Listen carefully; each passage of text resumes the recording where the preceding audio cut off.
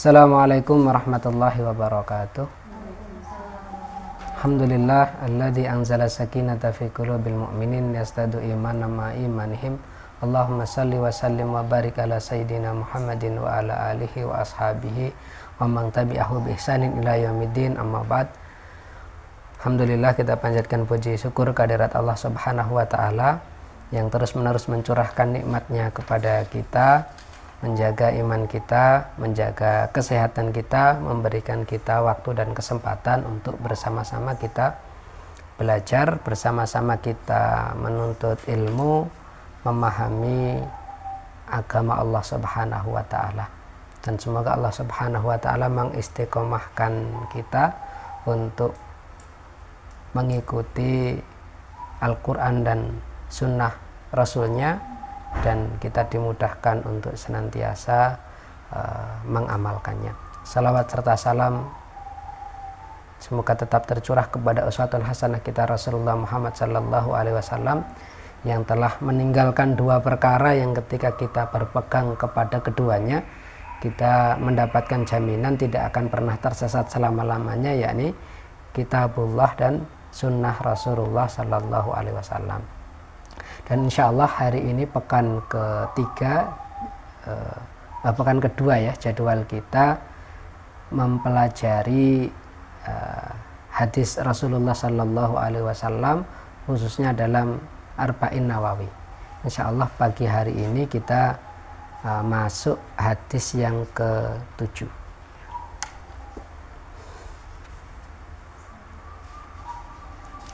An Abi Ruqayyah Tamim bin Aus Ad-Dari radhiyallahu anhu anna Nabiyya sallallahu alaihi wasallam qala ad-dinun nasihah. Qulna liman? Qala lillahi wa li kitabihi wa li rasulihi wa li a'immatil muslimina wa ammatihim. Rawahu Muslim. An Abi Ruqayyah, dari Abu Ruqayyah.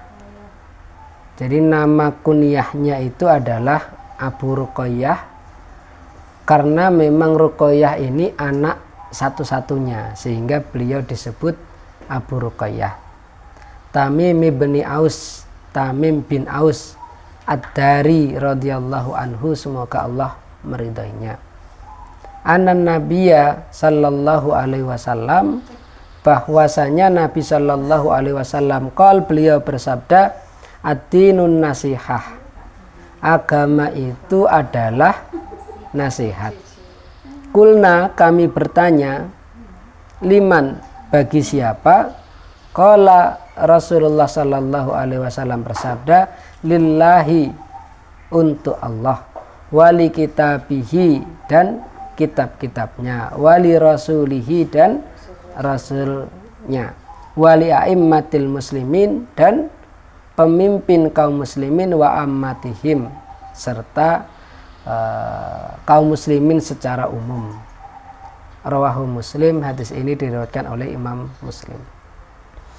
Jadi sahabat yang meriwayatkan hadis ini adalah Tamim bin Aus. Nama kunyahnya Abu Ruqayyah karena ya Ruqayyah itu anak satu-satunya kata para ulama dari Tamim ini. Dan umumnya kalau hanya punya satu anak ya panggilannya ya anak itu gitu ya. Kalau punya anak laki-laki biasanya dipanggil nama kunyah itu dengan anak laki-laki pertama.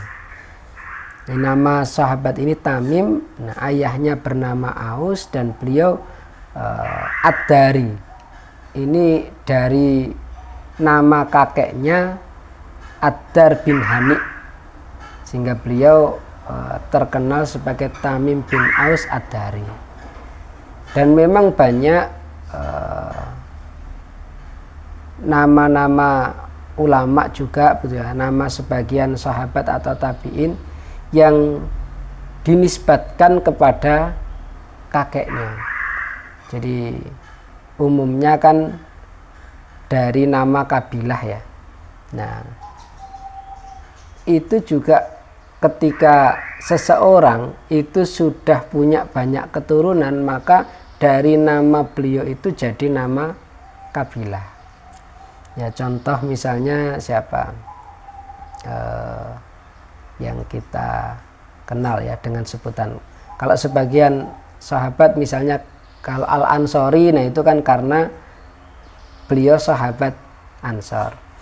Ada yang Ad-Dausi, Tufail bin Amr Ad-Dausi, nah itu juga dari nama kabilah Daus. Tapi umumnya nama kabilah Daus kemudian Ad-Dar itu awalnya dari nama satu orang. Sama seperti kalau di Mekah ada Al-Mahzumi, nah itu dari kabilah Bani Mahzum. Jadi Bani Mahzum itu berarti keturunannya Al-Mahzum. Ad-Daus juga begitu, nah, keturunannya Ad-Daus. Nah ini keturunannya Ad-Dar bin Hani.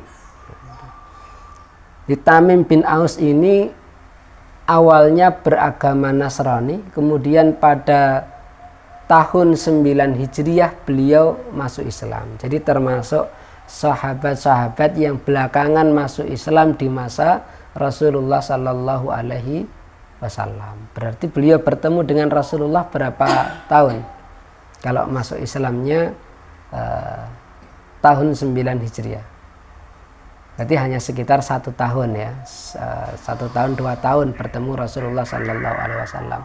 Karena sahabat itu syaratnya adalah dinamakan sahabat kalau pernah bertemu dengan Rasulullah Sallallahu Alaihi Wasallam meskipun hanya 1 pertemuan lalu wafat dalam kondisi sebagai muslim. Nah itu sahabat.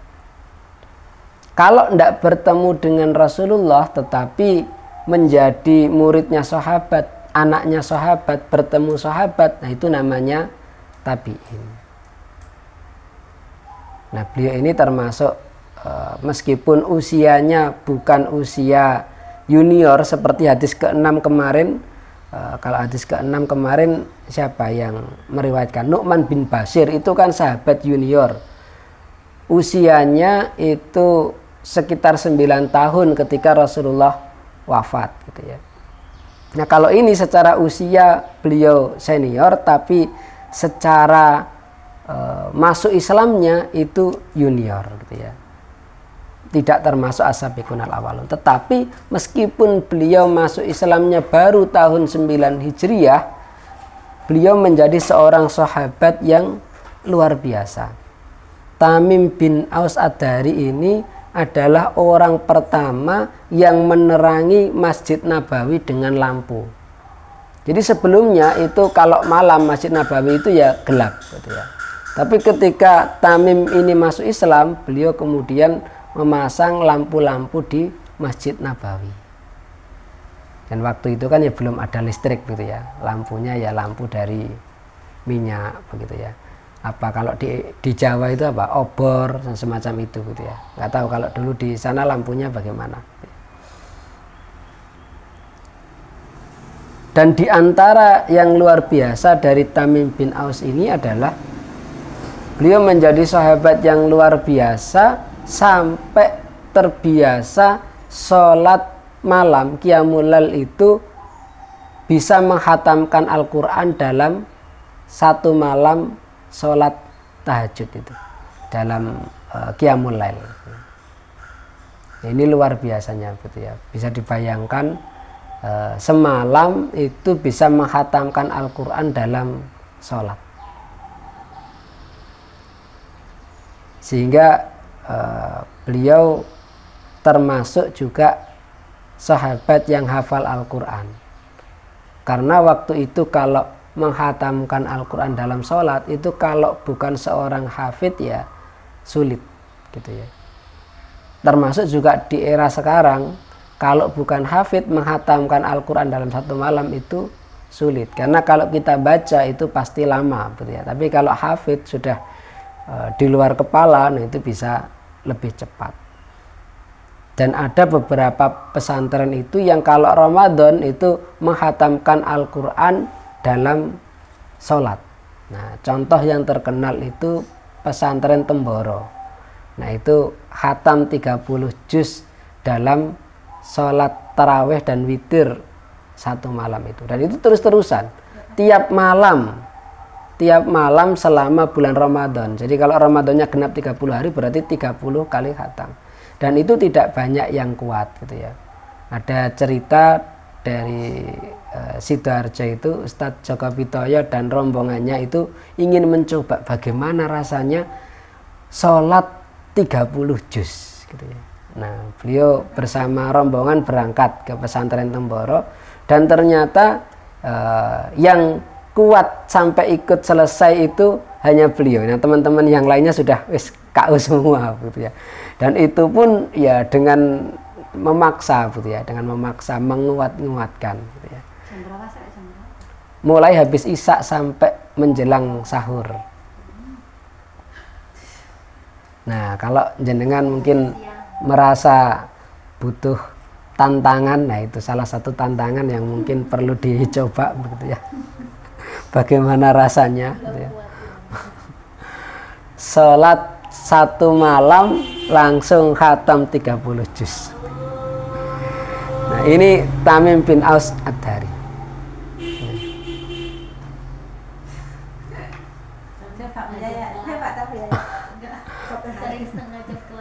Beliau meriwayatkan bahwa Nabi Shallallahu Alaihi Wasallam bersabda, "Ad-dinun nasihah." Nah, ad-din itu agama begitu ya, seperangkat aturan yang mengatur kehidupan manusia itu namanya ad-din.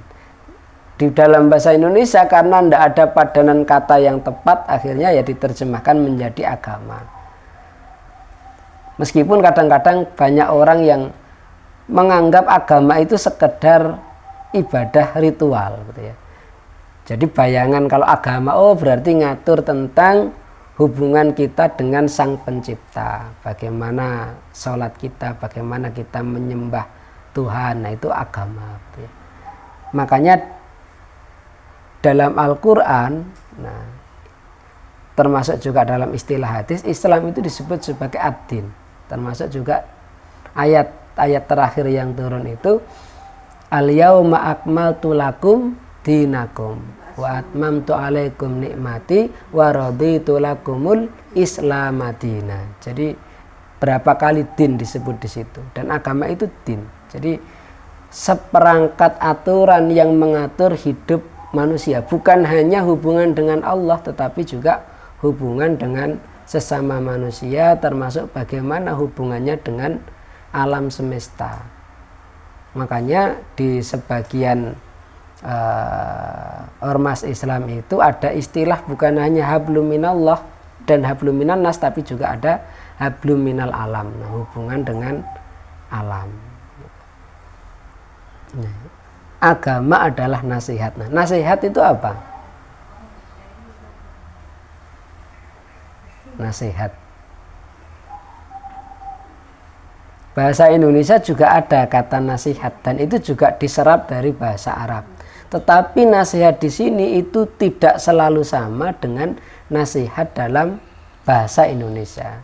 Kalau dalam bahasa Indonesia nasihat artinya apa? Nasihat ya nasihat itu ya. Nasihat biasanya apa? Pesan yang disampaikan oleh satu orang kepada orang yang lain. Nah, umumnya kalau ada memberi nasihat itu kepada siapa berarti? Biasanya yang lebih muda begitu ya. Yang belum paham, terus kepada siapa lagi? Murid. Nah, guru kepada murid, orang tua kepada anak begitu ya. Kalau misalnya ada seorang anak, kemudian seorang anak memberikan nasihat kepada orang tuanya, pantas enggak? Pantas ya.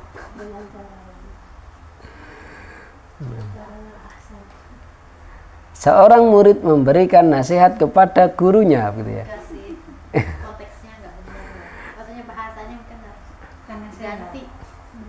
Nah, kalau bahasa Indonesia begitu, pengertian nasihat itu konotasinya kepada orang yang lebih berpengalaman kepada orang yang mungkin kurang berpengalaman, orang yang lebih tua kepada orang yang lebih muda, ya. Orang yang lebih berilmu kepada orang yang lainnya begitu ya. Tapi kalau dalam bahasa Arab tidak begitu, termasuk dalam hadis ini an-nasihat. Kenapa? Karena nanti kita pahami ketika sahabat bertanya, kulna, kami bertanya, liman, untuk siapa? Nasihat untuk siapa? Lillahi, untuk Allah. Kira-kira kalau dalam bahasa Indonesia gitu ya, terus diindonesiakan, nasihat untuk Allah. Apa ya terus kemudian kita itu menasihati Allah. Wali kitabihi, nasihat kepada kitabnya, wali rasulihi, kepada rasulnya. Masa ya seorang umat kemudian menasihati rasul? Nah itu kan tidak pantas gitu ya. Jadi maknanya bukan nasihat sebagaimana dalam bahasa Indonesia. Meskipun salah satu arti nasihat ya memang itu. Ya contoh misalnya kalau Syekh Muhammad bin Abdullah Al-Jurdani Ad-Dimyati itu menjelaskan nasihat itu adalah pemberian kebaikan kepada orang yang dinasihati. Nah ini kata nasihat dalam bahasa Indonesia bisa masuk gitu ya.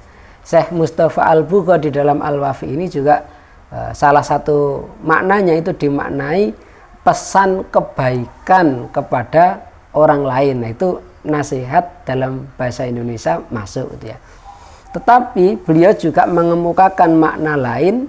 Kata beliau, nasihat ini artinya adalah ketulusan.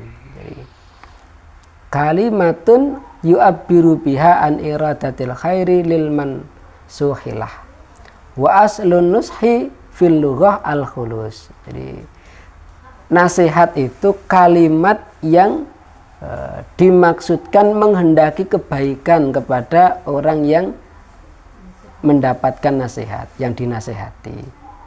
Dan asal kata nasihat itu adalah al-khulus, ketulusan.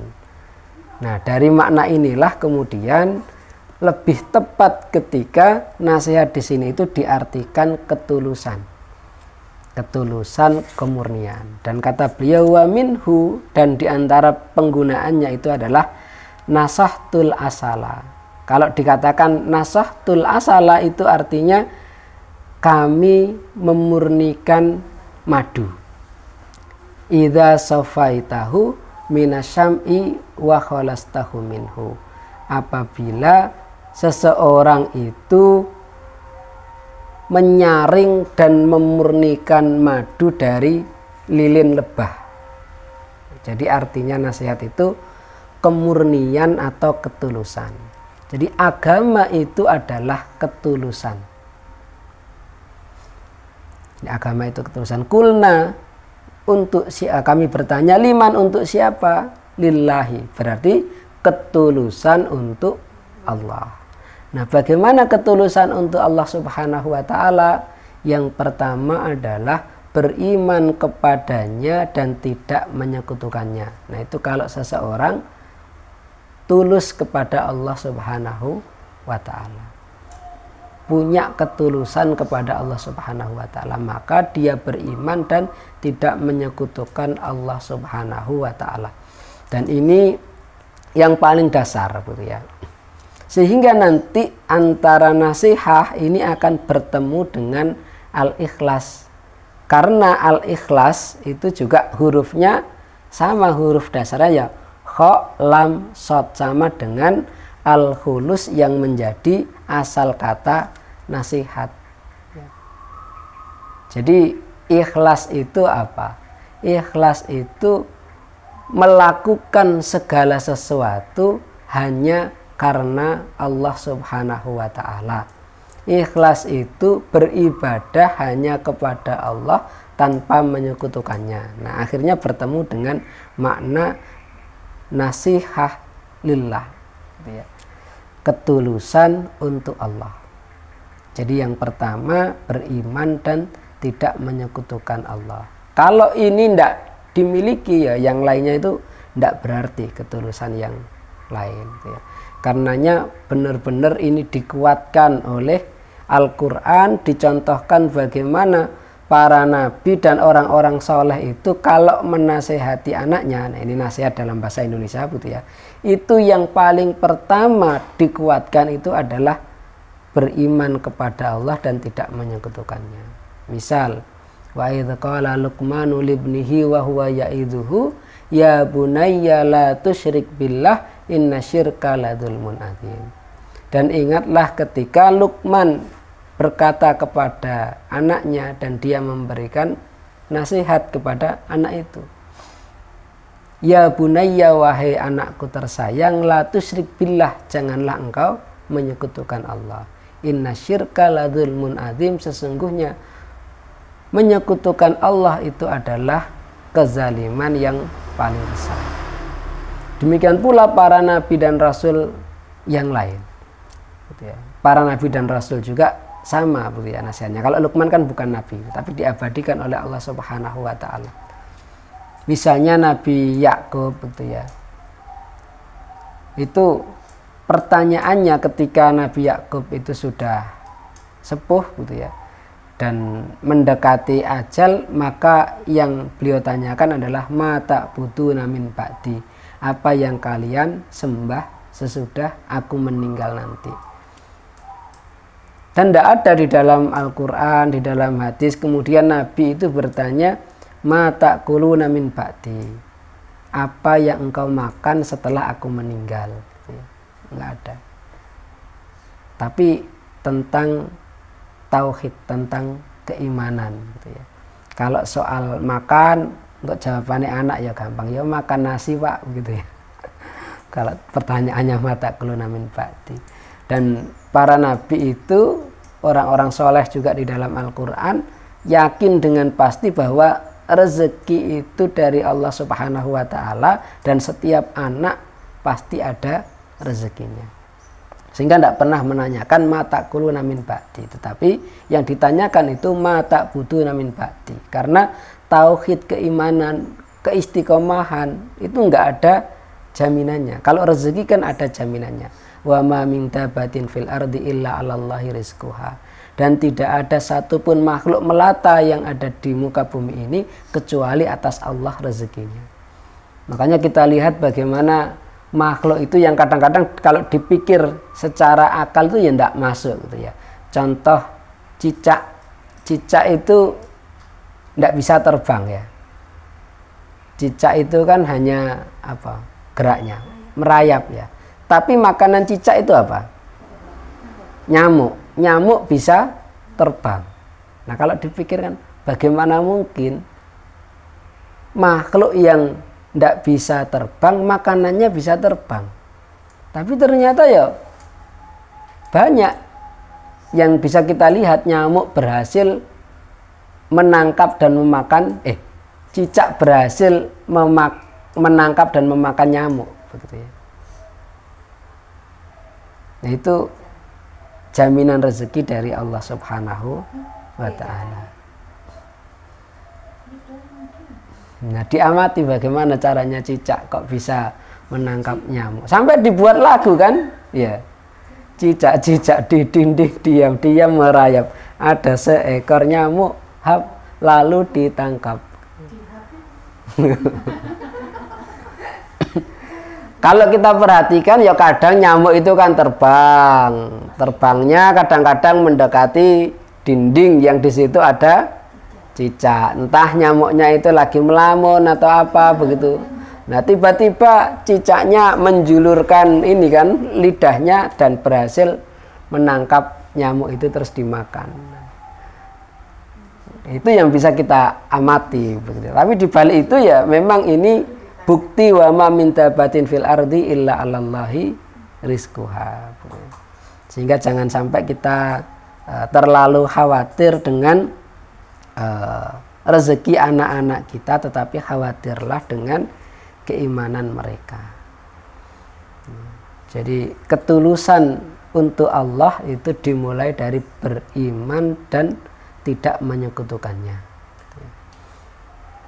Dan sekarang ini patut kita waspadai karena di medsos ini sudah mulai banyak propaganda untuk apa istilahnya ya, pokoknya banyak yang nge-share terkait dengan tidak beragama ya. Apa istilahnya? Ateis.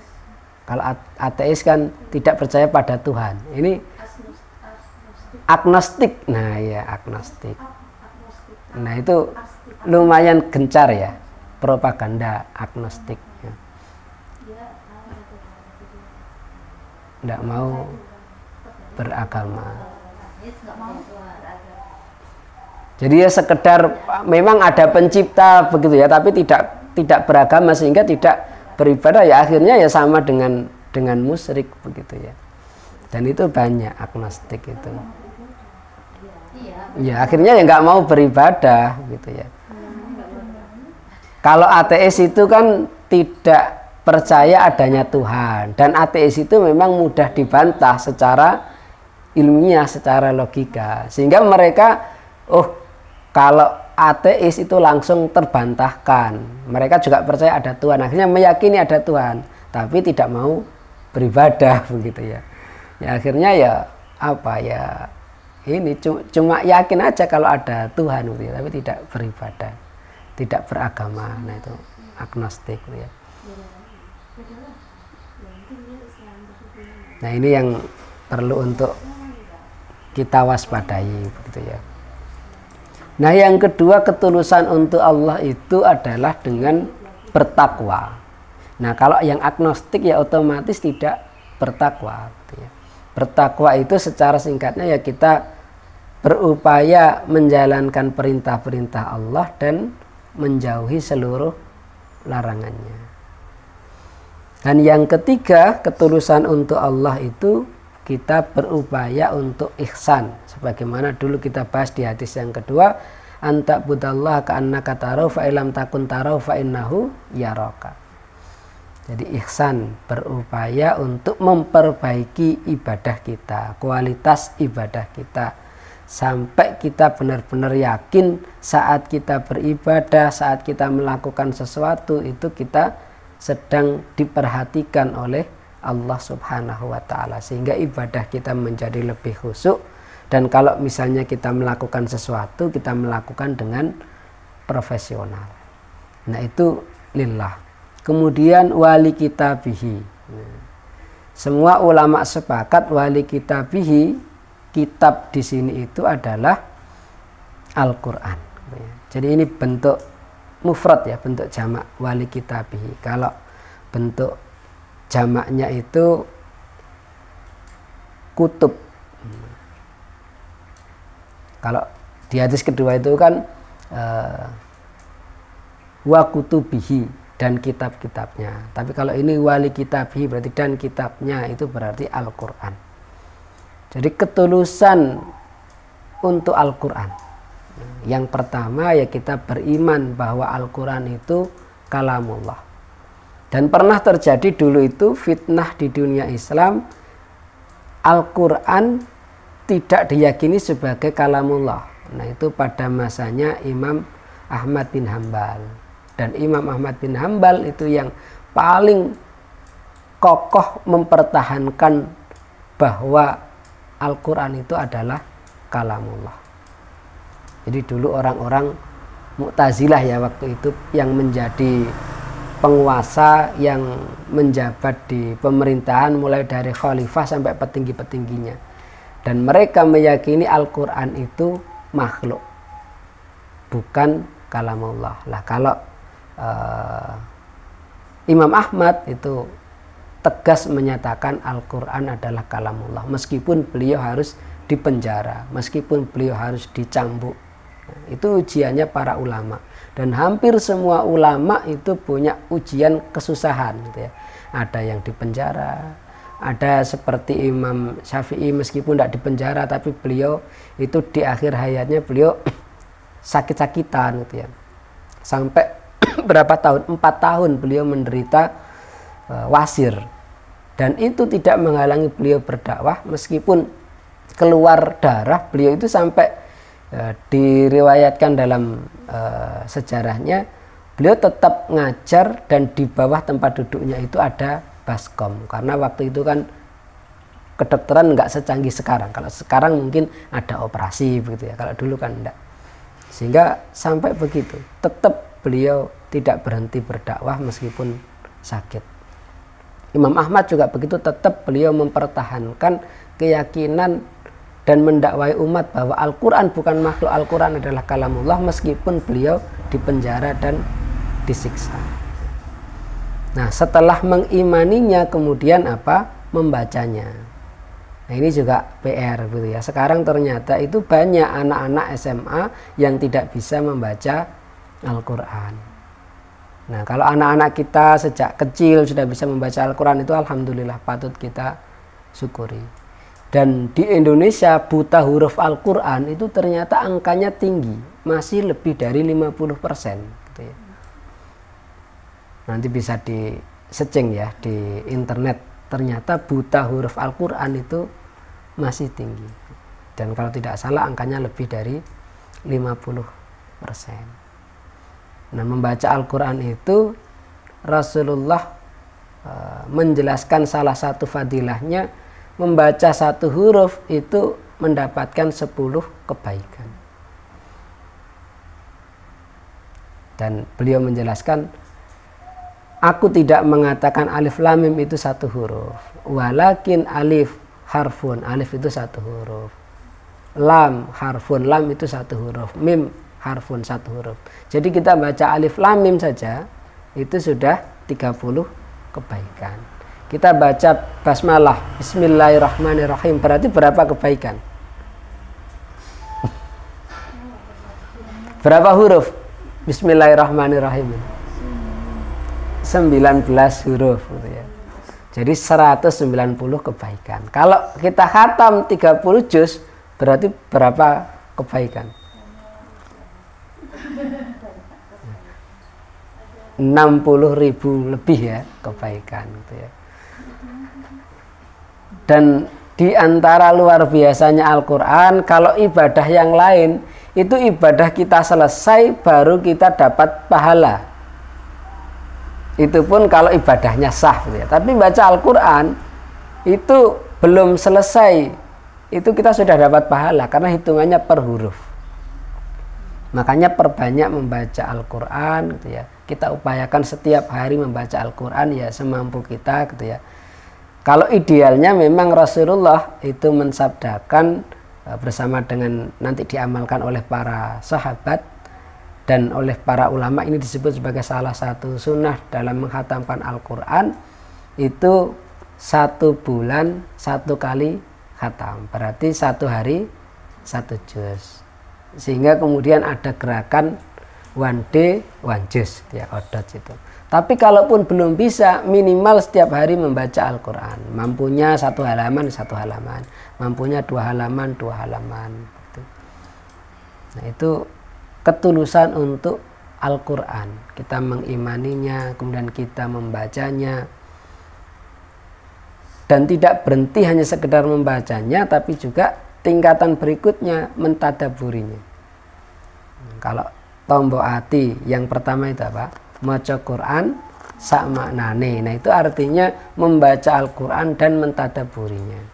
Dan ini yang akan menghidupkan hati sebagaimana firman Allah, afala yatadabbaruna al-Qur'ana am ala qulubin aqfaluha.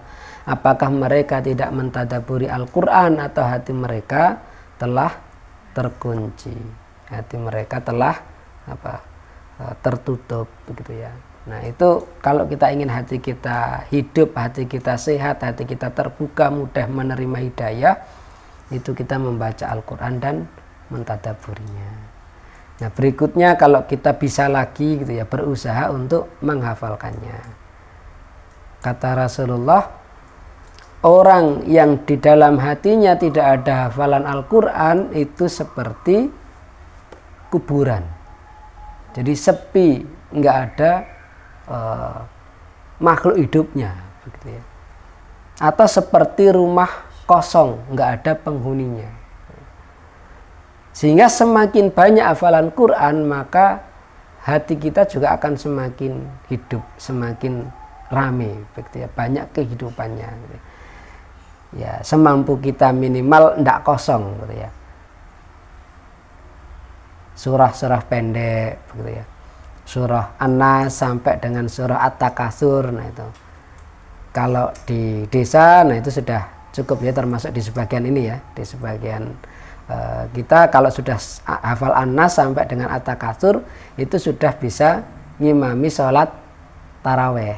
Karena sholat taraweh itu kan umumnya 20 rakaat. Rakaat pertama membaca At-Takatsur, rakaat keduanya nanti Al-Ikhlas. Nah, sholat berikutnya rakaat pertama kemudian surah apa?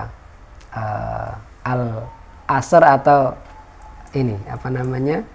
Al-Humazah.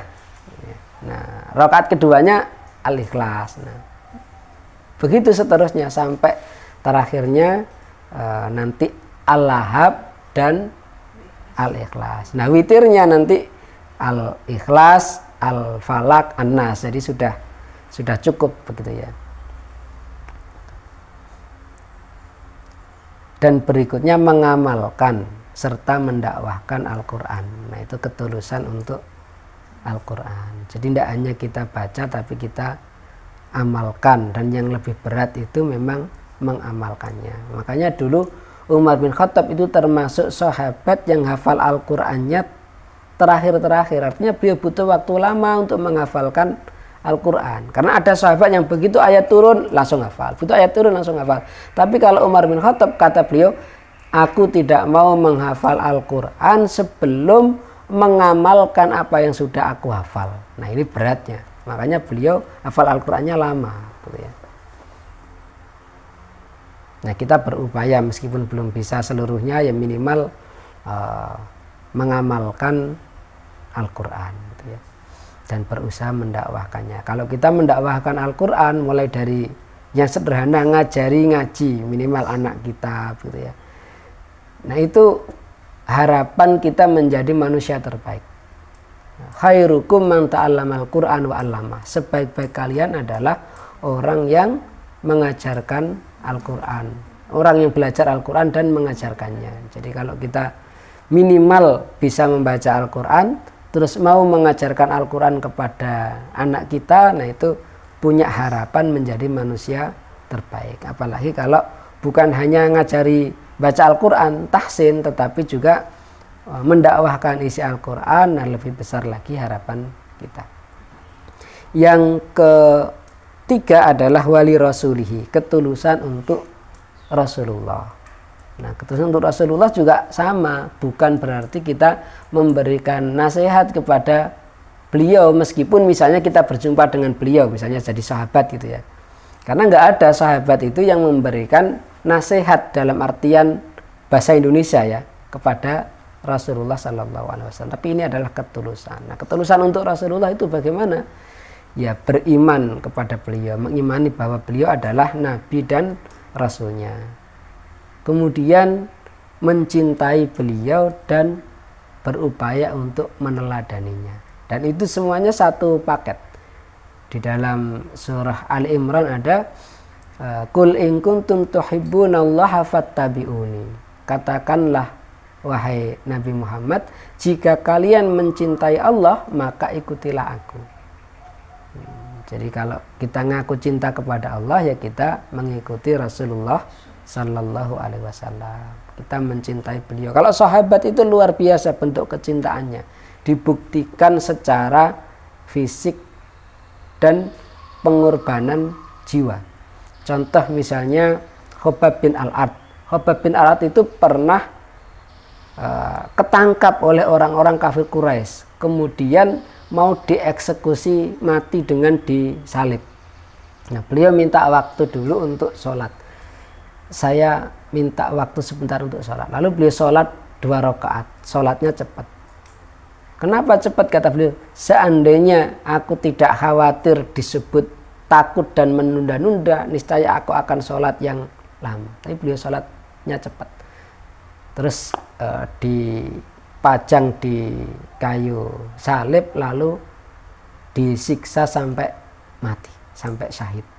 Dan ketika di tengah-tengah siksaan itu dikatakan oleh tokoh Quraisy, apakah engkau mau aku lepaskan dan Muhammad sebagai penggantimu?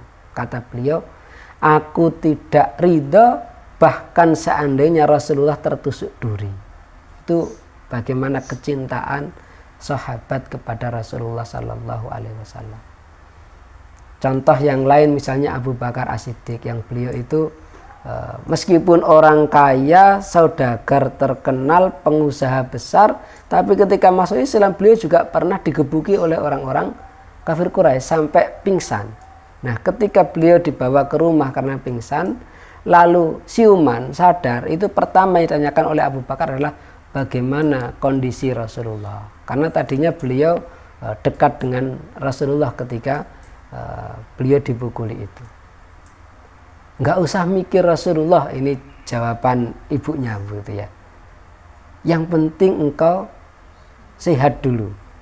Aku ndak mau makan. Nah, waktu itu kan dikasih makan sebelum tahu bagaimana kabar Rasulullah. Akhirnya diutus salah seseorang untuk mencari kabar Rasulullah. Setelah ketemu Rasulullah balik, alhamdulillah Rasulullah sehat, baru Abu Bakar mau makan. Itu kecintaannya para sahabat kepada Rasulullah Sallallahu Alaihi Wasallam. Jadi benar-benar menggambarkan an-nasihah, ketulusan yang luar biasa.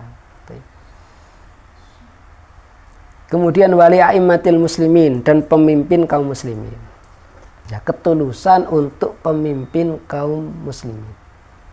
Nah, bagaimana ketulusan ini? Nah, ini juga yang pertama, taat kepada pemimpin itu selama pemimpinnya tidak memerintahkan untuk bermaksiat kepada Allah.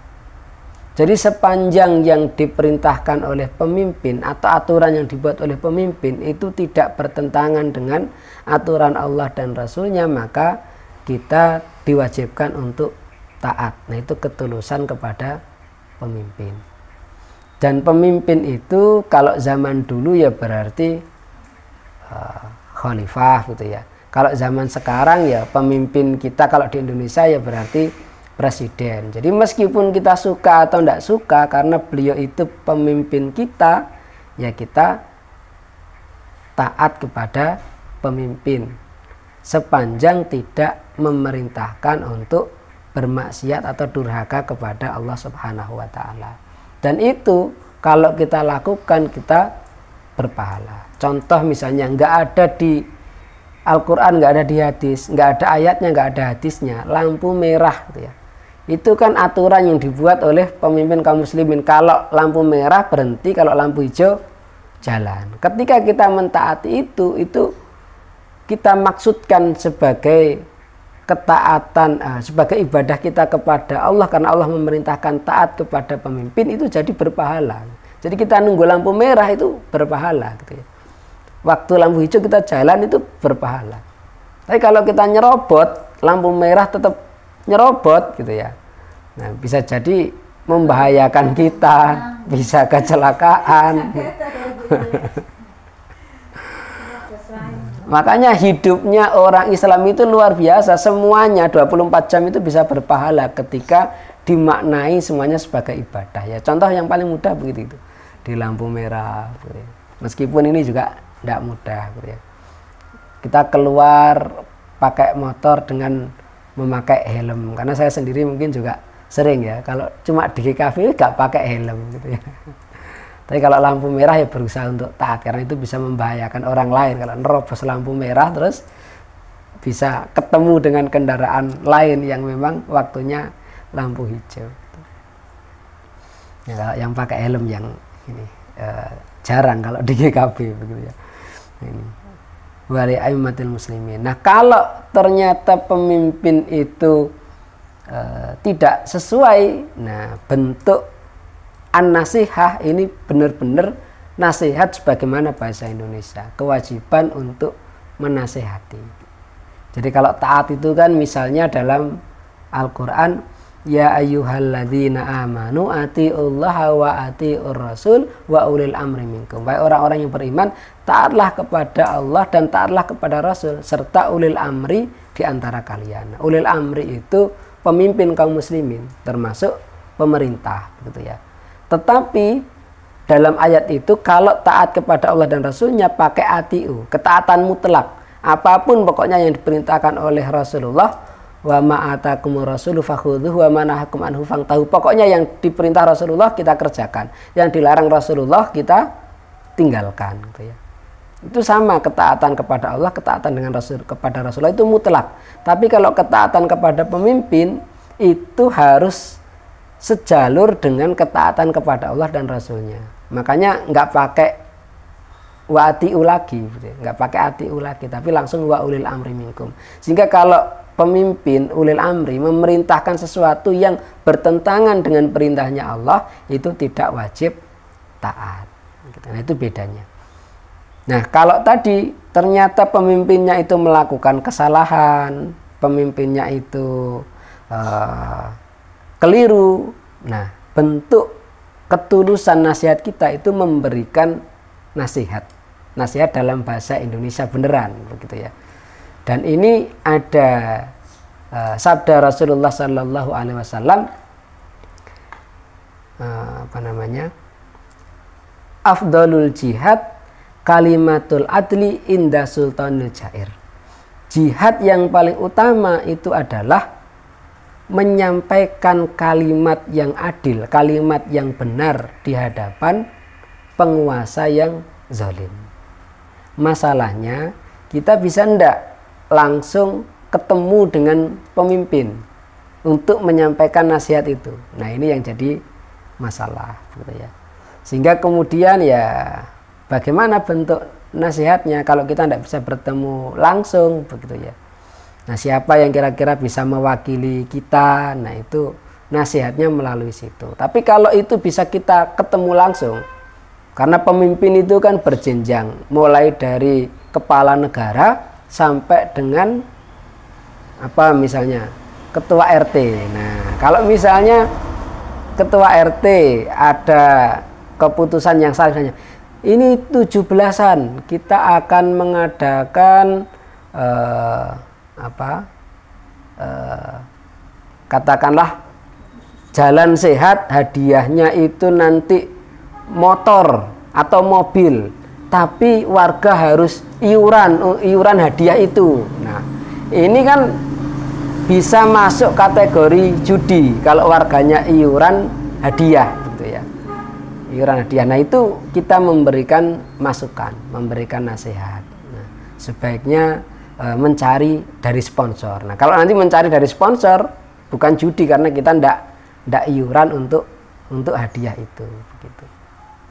Itu contoh sederhana yang mungkin bertepatan dengan momen 17-an. Atau misalnya apalagi yang tingkat yang lebih tinggi, misalnya kepala desa, yang lebih tinggi kepala daerah, gitu ya. Kalau yang sekarang viral itu kan 13 Agustus. Nah, itu ada demo besar-besaran di Pati. Nah, itu yang viral, gitu. Nah, itu bisa jadi bagian dari memberikan nasihat, gitu ya. Memberikan nasihat kepada pemimpin, karena negara kita itu kan negara demokrasi. Ketika memberikan nasihat itu diperbolehkan dengan cara unjuk rasa, itu kan dijamin, gitu ya, oleh undang-undang, sehingga boleh seperti itu. Tapi kalau negara yang aturannya tidak memperbolehkan demo, ya tidak ada demo, gitu ya. Contoh Arab Saudi itu kan bukan demokrasi tetapi kerajaan, ya. Kalau mau menasehati ya datang langsung kepada kepala negara, kepada raja, atau melalui ulama yang ada di sana. Tidak bisa demo, gitu ya. Kalau di negara kita karena demokrasi dan dijamin undang-undang boleh, gitu ya. Apalagi misalnya 17-an kemudian mendatangkan son horeg, nah misalnya kan yang juga viral, gitu ya. Nah, itu kita bisa memberikan masukan, Pak Lurah, tolong jangan mendatangkan son horeg, gitu ya, karena ini sudah ada aturannya maksimal 120 desibel, gitu ya. Kemudian apalagi, gitu ya. Nanti khawatir kalau telinga anak-anak kita ikut terganggu, khawatir kalau ada kaca yang pecah, gitu ya. Nah, itu bentuk ketulusan kepada pemimpin. Jadi nasihat itu juga harus tulus, gitu. Jangan dimaksudkan untuk istilahnya menjatuhkan atau membuka aib, gitu ya. Sehingga kalau kesalahannya itu kesalahan pribadi yang orang nggak banyak tahu, itu dinasehati secara pribadi. Tapi kalau memang kesalahannya itu kesalahan yang terbuka, kalau dalam negara demokrasi ya memang diperbolehkan untuk demo, begitu ya. Karena mungkin kalau datang sendirian begitu juga belum tentu nyampe, dan kalaupun nyampe belum tentu didengar, gitu ya. Dan di negeri kita itu kan banyak hal yang akhirnya dieksekusi kalau sudah viral. Sampai ada istilah apa? No viral, no justice. Sampai ada istilah itu. Kalau nggak viral itu nggak dapat keadilan. Akhirnya diviralkan. Nah yang terakhir wa ammatihim, dan kaum muslimin secara umum. Ammah itu ya umum, publik begitu ya. Jadi wa ammatihim itu masyarakat umum dari kaum muslimin. Nah ini juga perlu nasihat, perlu ketulusan. Nah ketulusannya bagaimana? Ya ketulusannya saling mencintai, saling menghargai, saling menolong. Jadi mulai dari ta'aruf, tafahum, ta'awun, takaful, nah itu diaplikasikan. Nah ini bagian dari persaudaraan Islam atau ukhuwah Islamiyah. Sehingga ketika kita memberikan nasihat kepada saudara kita pun itu dalam rangka apa? Dalam rangka menghadirkan perbaikan. Biar saudara kita lebih baik, biar saudara kita tidak keliru, tidak salah gitu ya. Jadi bukan dalam rangka membuka aibnya, bukan dalam rangka menjatuhkannya di depan umum. Sehingga an-nasihah ini harus benar-benar berangkat dari ketulusan gitu ya. Jadi niat kita tulus disampaikan dengan cara yang sebaik-baiknya. Sehingga kalau kita mengingatkan itu masalah pribadi ya diingatkan berdua. Dan ini pernah diingatkan juga oleh Imam Asy-Syafi'i ya di dalam syair-syair beliau di Diwan itu, kalau engkau menasihati aku, nasihatilah berdua gitu ya. Karena kalau engkau menasihatiku, menunjukkan kesalahanku di depan orang banyak, maka aku merasa intinya itu lebih berat gitu ya di hati. Dan itu memang beliau menyampaikan itu melihat kondisi kaum muslimin secara umum, melihat kondisi manusia secara psikologis itu kalau di istilahnya katakanlah di forum, di tuding-tuding itu ya pasti ini menyakitkan gitu ya. Sehingga kalau memang kesalahannya pribadi itu lebih baik dinasihati secara pribadi. Kecuali kalau tadi pejabat publik dan kesalahannya itu kesalahan terkait dengan kebijakan, nah itu memang diingatkan secara umum juga perlu. Karena diingatkan secara pribadi belum tentu ketemu begitu. Baik, insya Allah itu jazakumullah khairan katsira. Mohon maaf jika ada kesalahan kekhilafan. Wallahul muwaffiq ila aqwamit thoriq. Wassalamualaikum warahmatullahi wabarakatuh. Monggo jika ada yang mungkin mau ditanyakan.